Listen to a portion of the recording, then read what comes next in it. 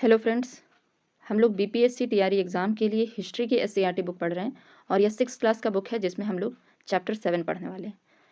Chapter 7 है प्रारंभिक राज्य। इसके पहले का जितना भी चैप्टर है वो अपलोड कर दिया गया है, आप जाकर देख लीजिए।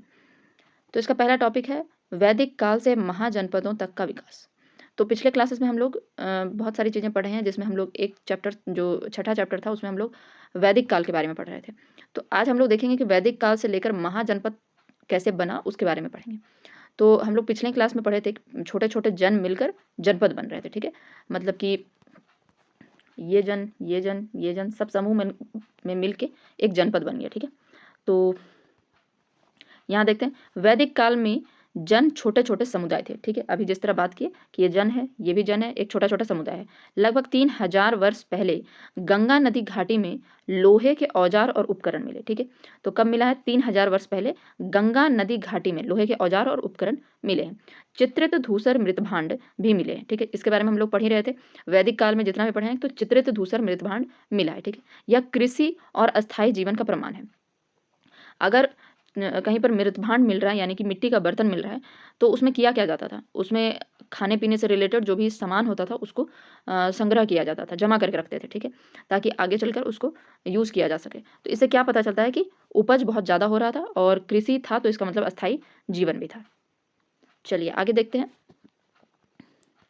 पशुपालन के साथ लोग कृषि करने लगे थे, अस्थायी जीवन जीने लगे थे।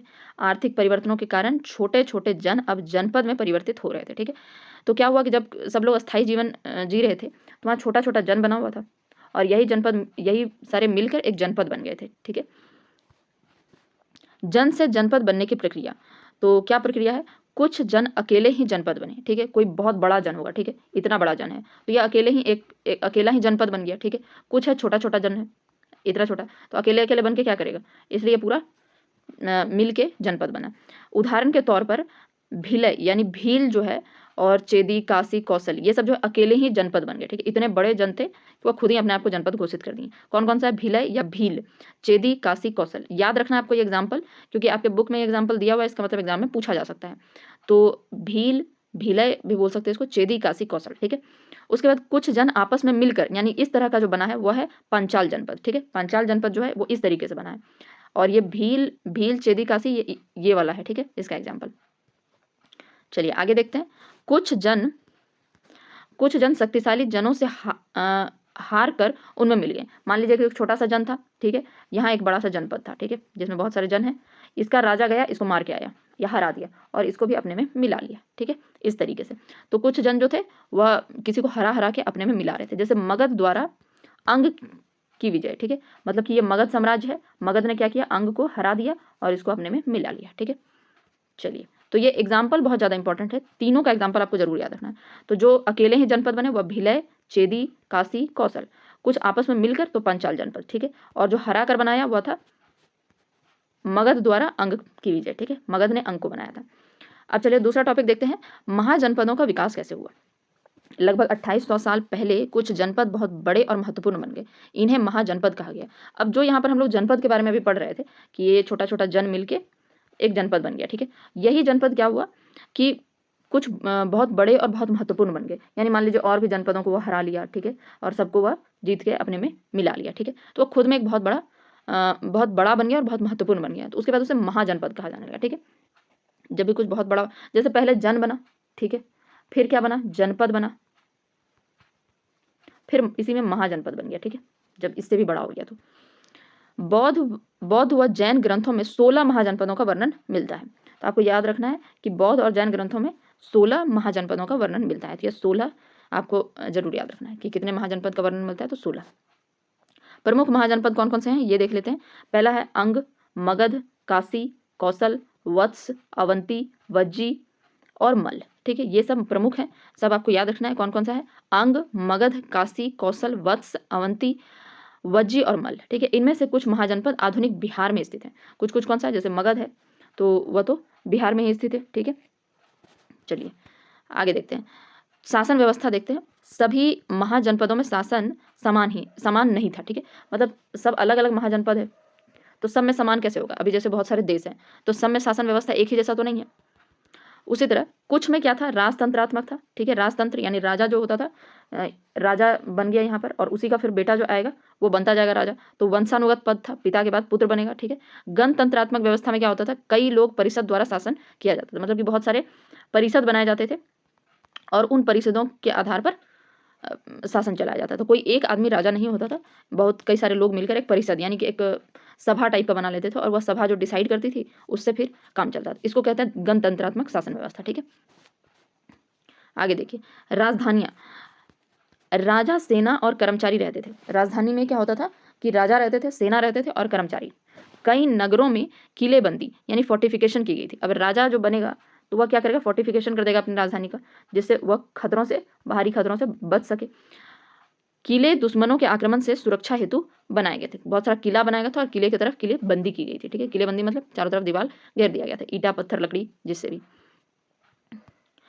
कर व्यवस्था क्या था, पहले लोग स्वैच्छिक बलि देते थे, ठीक है। जो मतलब कि बलि मतलब यहाँ पर टैक्स से रिलेटेड है। तो पहले क्या होता था ना, लोग अपनी स्वेच्छा से जो उनको बन पड़ता था वह दे देते थे टैक्स, ठीक है। अब क्या हुआ था, मतलब उसको टैक्स उस समय नहीं कहते थे, बलि या डोनेशन कहते थे। अपनी मर्जी से दे रहे हैं तो वो एक तरह से डोनेशन दे रहे हैं कि ठीक है हमारा राज अच्छे से चलता रहे, उसके लिए हमको कुछ जो भी बन पड़ेगा हम देंगे। लेकिन अब क्या हुआ था, अब राजा ने नियमित कर वसूलना शुरू कर दिया था, ठीक है। जैसे कृषक से, कारीगर से, व्यापारी, पशुपालक, आखेटक सभी से एक नियमित रूप से कर वसूलना शुरू कर दिया था। कर देने वाले वर्ग कौन कौन से, कृषक, कारीगर, व्यापारी, पशुपालक, आखेटक, ठीक है। ये सब लोग कर दिया करते थे। चलो तो यहाँ पर अब देखते हैं करों के प्रकार देख लेते हैं। कृषक पर कर सबसे महत्वपूर्ण, सामान्य उपज का 16वां हिस्सा, ठीक है। कृषक पर क्या कर था कि जितना भी आपका खेत में उपज हो रहा है, ठीक है, इसका 1/16 हिस्सा हमको दे दीजिए। तो ये उनका होता था कि हमको 1/16 हिस्सा दे दीजिए, और ये सबसे इम्पोर्टेंट था, ठीक है। कृषि से हमेशा जब भी आप पढ़ेंगे पुराना जितना भी राजपाट है उसमें, तो कृषि से जो आता था कर वह सबसे इम्पोर्टेंट होता था। फिर होते हैं कारीगर। कारीगर का क्या था, महीने में एक दिन राजा के लिए काम करना पड़ता था, ठीक है। कारीगर का क्या था कि महीने में एक दिन आपको राजा के पास जाकर राजा के लिए काम करना पड़ता था। व्यापारी कौन होते थे, सामान लाने ले जाने वाले, खरीद बेचने पर कर देना पड़ता था। सामान लाया कहीं से या ले जा रहा है, मतलब कि इंपोर्ट एक्सपोर्ट टाइप से, खरीदने बेचने पर भी कर देना पड़ता था, ठीक है। सेल्स टैक्स इस तरह से समझ सकते हैं आप। तो इस ये था कारीगर का, जरूर याद रखिएगा कि महीने में एक दिन राजा के लिए काम करना पड़ता था और उपज का 16वां हिस्सा देना पड़ता था राजा को। यह टैक्स सिस्टम था। राजा और प्रशासन के बारे में देखते हैं। तो करों से राजा समृद्ध हुआ, ठीक है। जो कर मिलते थे उससे राजा क्या हुआ, समृद्ध। अब नियमित रूप से मिल रहा है, ठीक है। एक फिक्स कर दिया गया है कि इतना इतना सबको देना है, तो अब नियमित रूप से क्या हुआ, बहुत सारा कर मिलने लगा। तो इससे क्या हुआ, राजा बहुत बड़ा बन गया। नियमित वेतन पर कर्मचारी और सैनिक रखे गए। तो राजा क्या किया, जब वह समृद्ध हो गया तो पहले क्या होता था कि कर्मचारी की जब जरूरत पड़ती थी तब रखते थे, या सैनिक का जब युद्ध होता था तब सैनिक बुलाया जाता था। अब क्या हुआ, नियमित रूप से वह रखने लगे थे। वे राजा के प्रति वफादार और उत्तरदायी बने, ठीक है। तो अब जितने भी कर्मचारी थे, सैनिक थे, वह चूंकि उनको रेगुलर तौर पर वेतन मिल रहा है, चाहे काम हो या ना हो, सैनिक युद्ध पर जाए या ना जाए, उनको मिलता था, मतलब वेतन हमेशा मिलता था। तो वह राजा के प्रति वफादार भी होते थे और उत्तरदायी भी बनते थे। वेतन कैसे दिया जाता था, आहत सिक्का, ठीक है, आहत सिक्का के रूप में दिया जाता था उनको वेतन। चलिए तो आगे बढ़ते हैं। मगध का भौगोलिक विस्तार देखते हैं, ठीक है। मगध का उद्धान कैसे हुआ, मगध का भौगोलिक विस्तार। मगध का क्षेत्र जो था वो आधुनिक बिहार यानी पटना एवं गया प्रमंडल में है। पहले तो याद रखिएगा ये चीज, पटना और गया प्रमंडल में। उसका प्रमुख राजधानियां पहले राजगीर पहाड़ियों से घिरी हुई और पाटलिपुत्र नदियों से घिरी हुई। तो उनकी जो राजधानियां थी वह एक तो राजगीर था और दूसरा था पाटलिपुत्र। तो पाटलिपुत्र जो है, एक राजगीर है और एक पाटलिपुत्र है। तो पाटलिपुत्र नदियों से घिरा हुआ था, ठीक है, इसके आसपास नदियां थी, और यह पहाड़ियों से घिरा हुआ था। तो दोनों ही एक तरह से सुरक्षित था, ठीक है, किसी और राज्य के कांटेक्ट में नहीं था, तो वह समझिए कि एक तरह से सुरक्षित था।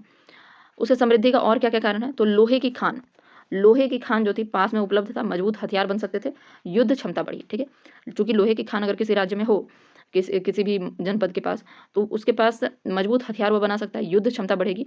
उर्वर भूमि था, गंगा घाटी, जैसे कि हम बताएं कि पाटलिपुत्र के चारों तरफ वह नदियों से घिरा हुआ था। इसका मतलब क्या है कि गंगा घाटी होने के कारण कृषि से अधिक उपज मिलती थी। आप जानते हैं कि बिहार में गंगा बहती है, तो गंगा घाटी होने के कारण कृषि से उपज ज़्यादा बढ़ रही थी। व्यापार और व्यवसाय, गंगा नदी के कारण व्यापार मार्ग विकसित हुआ, क्योंकि पानी का सोर्स बहुत बढ़िया था, तो वहाँ से जो भी उपज होता था उसको दूसरे जगह पर भेजना भी उनके लिए बहुत आसान होता था, ठीक है।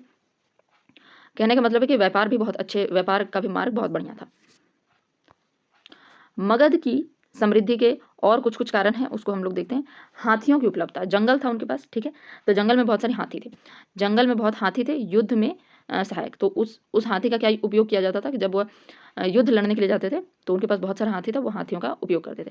प्राकृतिक सुरक्षा भी मिल जाता, जैसे राजगीर बताएं कि पहाड़ियों से सुरक्षित था, पाटलिपुत्र जो था नदियों से सुरक्षित था, तो वहाँ पर बहुत ज़्यादा जो आक्रमण होता था वह नहीं हो पाता था, ठीक है। योग्य शासक कुछ कुछ थे। अब बाकी सब चीज़ होने के साथ साथ वहाँ के शासक भी योग्य थे, जैसे कि उसमें कौन कौन सा है, बिंबिसार, अजातशत्रु, महापद्म नंद आदि ने राज्य को विस्तार दिया, ठीक है। चलिए आगे देखते हैं प्रमुख शासक और उनका योगदान क्या क्या रहा। तो सबसे पहले हम लोग क्या पढ़े थे, बिंबिसार के बारे में, ठीक है। यहाँ राजा जो है उसमें देखिए पहला है बिंबिसार, फिर अजातशत्रु, फिर महापद्म नंद, ठीक है। तो इन सब के बारे में हम लोग पढ़ेंगे। पहला है बिंबिसार, बिंबिसार का डेट याद रखिए कब से कब तक हुआ रहा था, टाइम पीरियड 546 से लेकर 546 ईसा पूर्व से लेकर 491 ईसा पूर्व लगभग, ठीक है।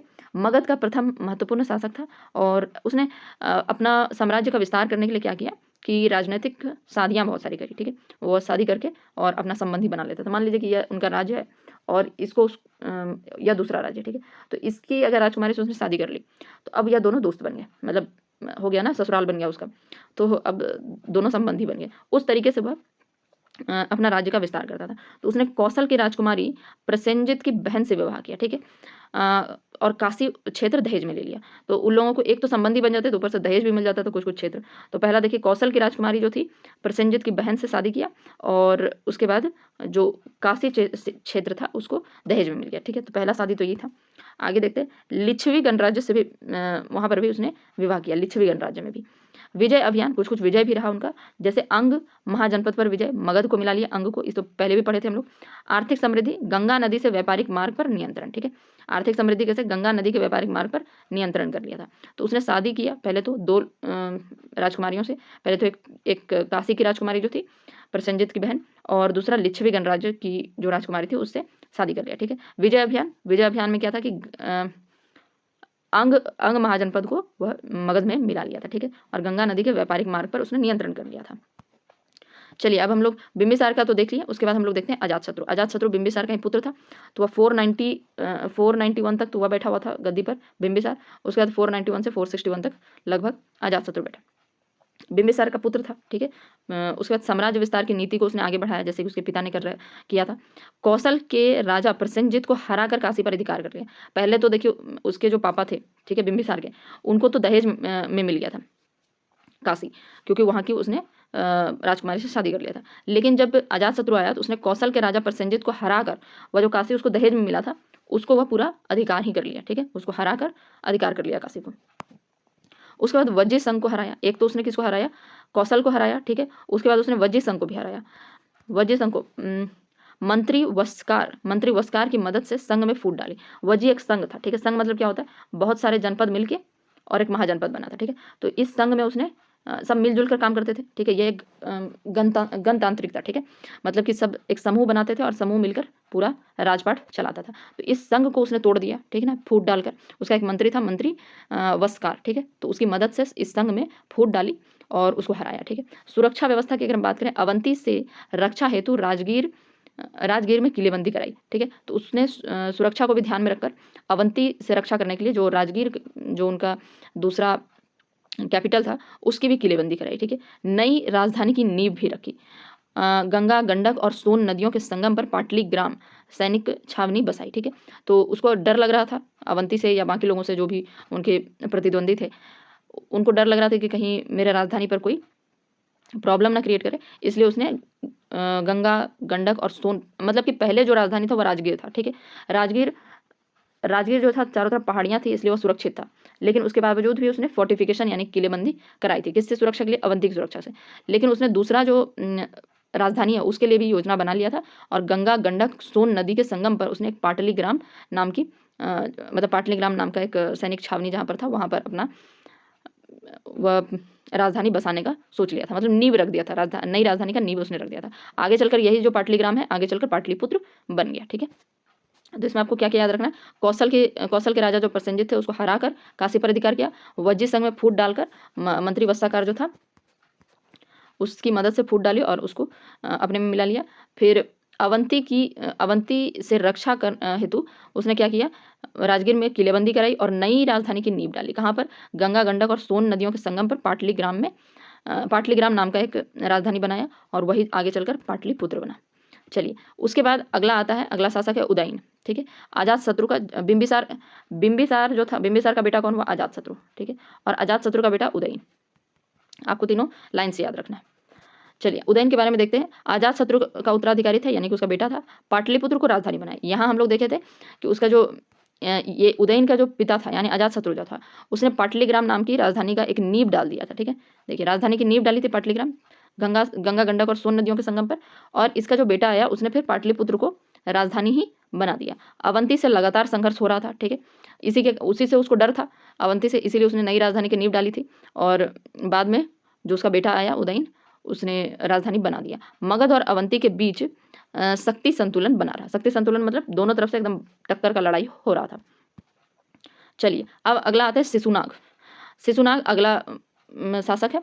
तो अवंती, वत्स और कौशल पर उसने विजय प्राप्त की। ठीक है, आपको याद रखना है, यहाँ पर यह उसका बेटा नहीं है। ठीक है, उदयन का बेटा नहीं है, यह कोई और शासक है, मतलब दूसरा शासक है, यह उसका बेटा नहीं है। ठीक है, शिशुनाग यह नागवंश का है। ठीक है, तो नागवंश का शासक था शिशुनाग। उसने अवंती, वत्स, कौशल पर विजय प्राप्त किया।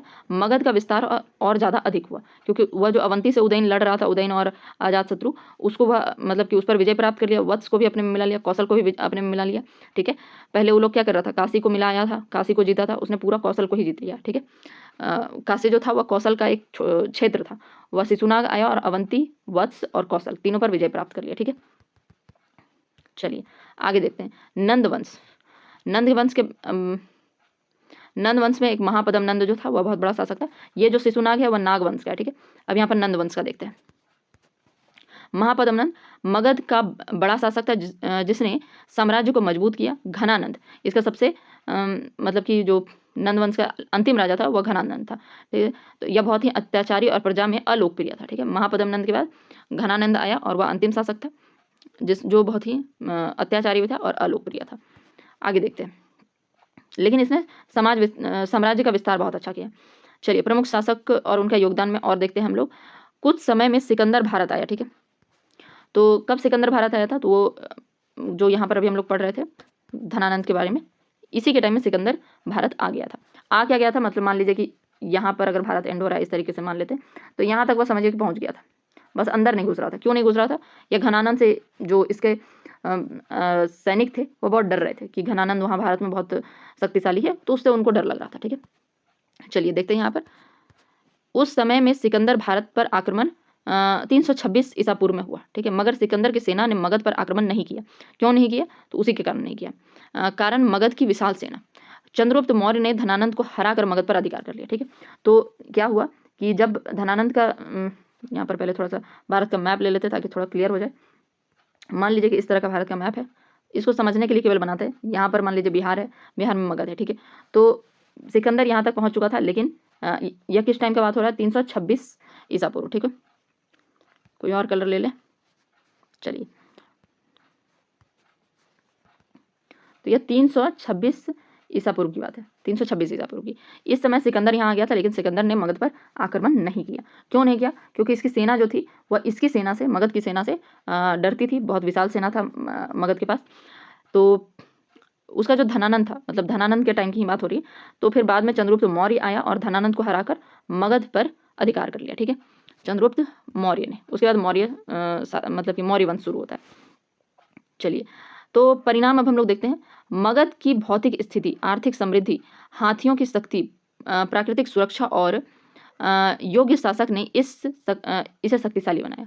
तो परिणाम यही रहा कि मगध को शक्तिशाली बनाने में उसकी भौगोलिक स्थिति थी, आर्थिक समृद्धि, हाथियों की शक्ति, प्राकृतिक सुरक्षा मतलब नदी था, उसके बाद पहाड़ था, ये सब चीज़ भी था, योग्य शासक भी थे। मगध की नींव पर ही मौर्य साम्राज्य का निर्माण हुआ। ठीक है, चलिए यही परिणाम था। आगे देखते हैं, गणराज्य और नगरों का विकास। ठीक है, तो इसमें हम लोग गणराज्य के बारे में कुछ पढ़ते हैं। कुछ राज्यों को गणराज्य कहा जाता था, गणराज्य या संघ कहा जाता है, जैसे वज्जी संघ के बारे में पढ़े थे। प्रमुख गणराज्य कौन कौन से हैं? शाक्य, लिच्छवी, वज्जी संघ, वज्जी, विदेह, मल्ल, कोलिया और मौर्य, उसके बाद तात्रिक। ठीक है, तात्रिक। तो यह सारा आपको जरूर याद रखना है। कौन कौन सा गणराज्य? मान लीजिए कि आपके एग्जाम में ऑप्शन में दे दे तात्रिक, ठीक है, तो आप तो घबरा जाएंगे कि ये तो हम सुने ही नहीं कभी। मौर्य दे देगा या कोलिया दे देगा तो दिक्कत हो जाएगी, इसलिए सारा याद रखिए। इसमें से कौन सा गणराज्य है? तो शाक्य, लिच्छवी, वज्जी, विदेह, मल्ल, उसके बाद मल्ल के बाद कोलिया, मौर्य, तात्रिक, ठीक है। तो ये सारा आपको याद रखना है, जो भी हम आपको कह रहे हैं याद रखने के लिए। कहानी की तरफ केवल सुनते नहीं जाना है। अगर एक बार आप कहानी की तरफ सुन भी रहे हैं तो सुन लीजिए, उसके बाद दूसरी बार आप लिख जरूर लीजिएगा, या कम से कम आप स्क्रीनशॉट ले लीजिए। शासन व्यवस्था, यहाँ के शासन प्रणाली को गण या संघ कहते हैं। तो या तो उसको गणराज्य कहते थे, ठीक है, या संघ कहते थे, जैसे वज्जी संघ।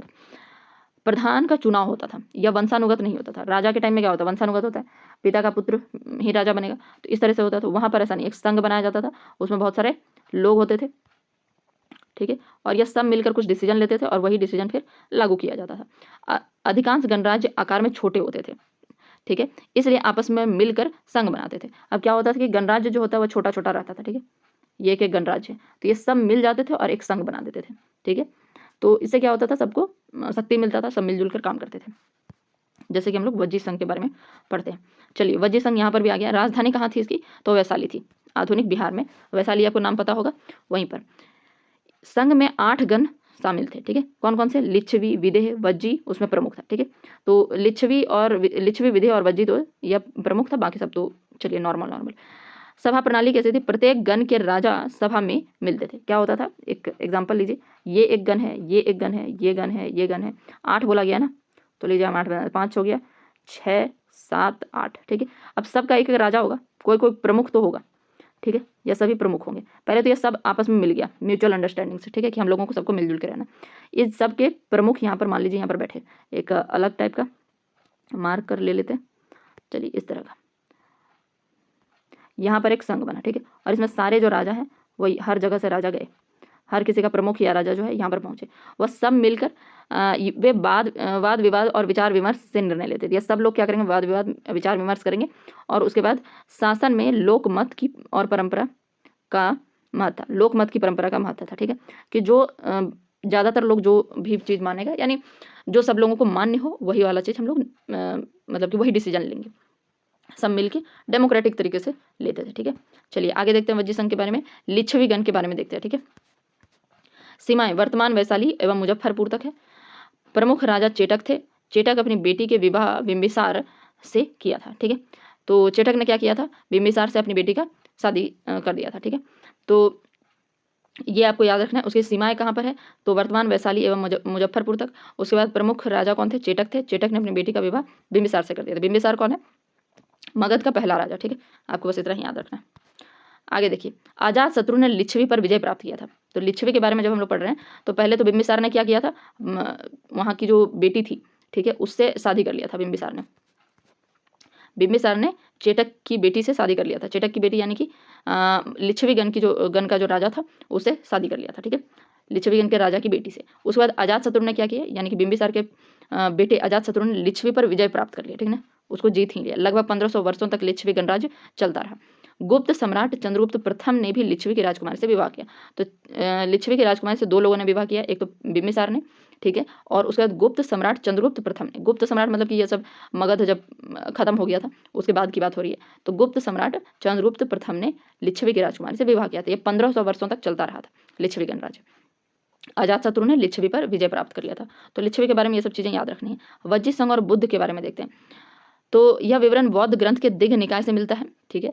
क्या मिलता है? तो मगध का राजा अजात शत्रु वज्जी संघ पर आक्रमण करना चाहता था। तो यहाँ हम लोग देखे थे कि लिच्छवी पर वह विजय प्राप्त कर ही लिया था अजात शत्रु पूरा वज्जी संघ पर ही वज्जी संघ पर ही आक्रमण करना चाहता था। तो उसके लिए उसने क्या किया था? उसके पास जो मंत्री एक था जिसके बारे में हम लोग पहले भी डिस्कस किए, वस्कार, ठीक है, वस्कार को उसने बुद्ध के पास भेजा था सलाह लेने के लिए कि भाई क्या किया जाए जिससे कि वज्जी संघ पर आक्रमण करें और हम जीत जाएं।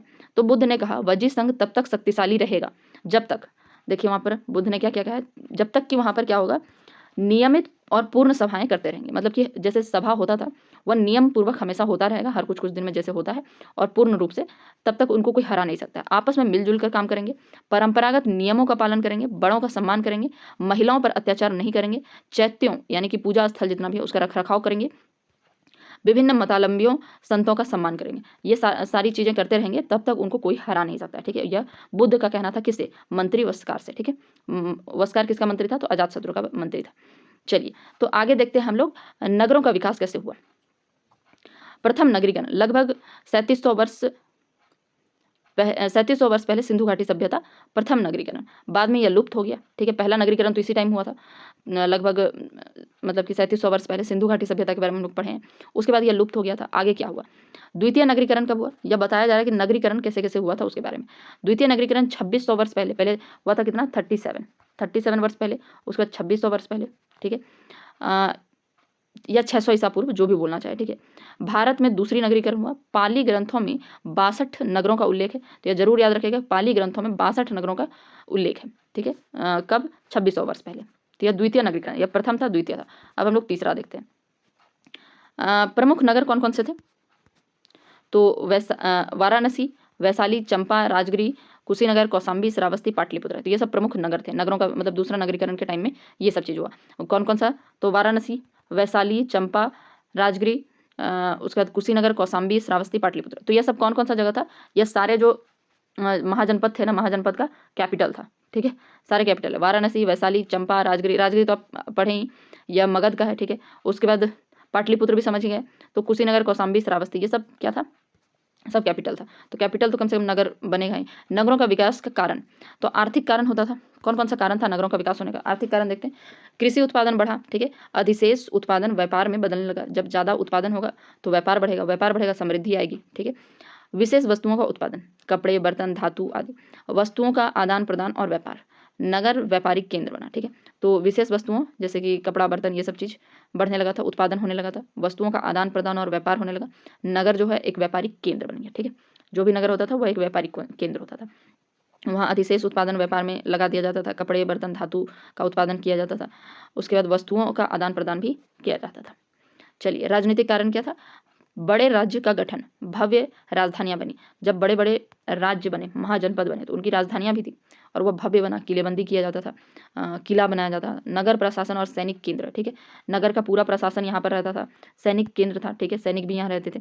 तो यह सब चीज़ इनको यह सब राजनीतिक कारण भी थे। धार्मिक कारण, वहाँ पर मंदिर होते थे, मंदिर, तीर्थ, चैत्य आसपास बसावट थी। तो जहाँ पर भी मंदिर उंदिर रहेगा वहाँ पर बहुत बड़ी जनसंख्या में लोग घूमने के लिए आएंगे। आज भी देख लीजिए कि जहाँ पर बहुत ज़्यादा मंदिर होता है या तीर्थ स्थल जहाँ पर भी होता है वहाँ लोग घूमने के लिए आते हैं, टूरिस्ट प्लेस बन जाता है वो। धार्मिक यात्राओं की जनसंख्या बढ़ी, तो उससे भी वहाँ पर पैसा आया। भौगोलिक कारण क्या था? तो अच्छे जगह पर ही राजधानी बनाया जाता था, जैसे कि नदियों के किनारे और व्यापारिक मार्ग से नगरों का विकास हुआ। गांव से कच्चा माल और अनाज नगरों से आता था, ठीक है। मतलब कि मान लीजिए राजधानी है तो गांव से क्या होता था? कच्चा माल और जितना भी अनाज होता था वहाँ आता था। नगरीय जीवन की विशेषता क्या क्या है? तो सबसे पहले नगरों में विभिन्न वर्ग रहते हैं, जैसे शासक, पुरोहित, व्यापारी, शिल्पकार, मजदूर, सेवक, दास, ये सब रहते हैं, ठीक है। केवल किसान नहीं रहते, किसान गांव में रहते हैं।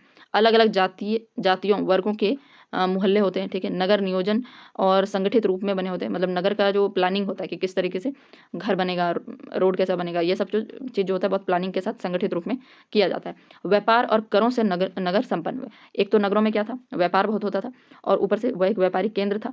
कर भी नियमित रूप से मिलते थे। यह प्रक्रिया द्वितीय नगरीकरण कहलाती है, ठीक है। तो यह चैप्टर यहाँ पर कंप्लीट होता है। हम लोग इसके बाद नेक्स्ट चैप्टर में मिलेंगे। Thank you.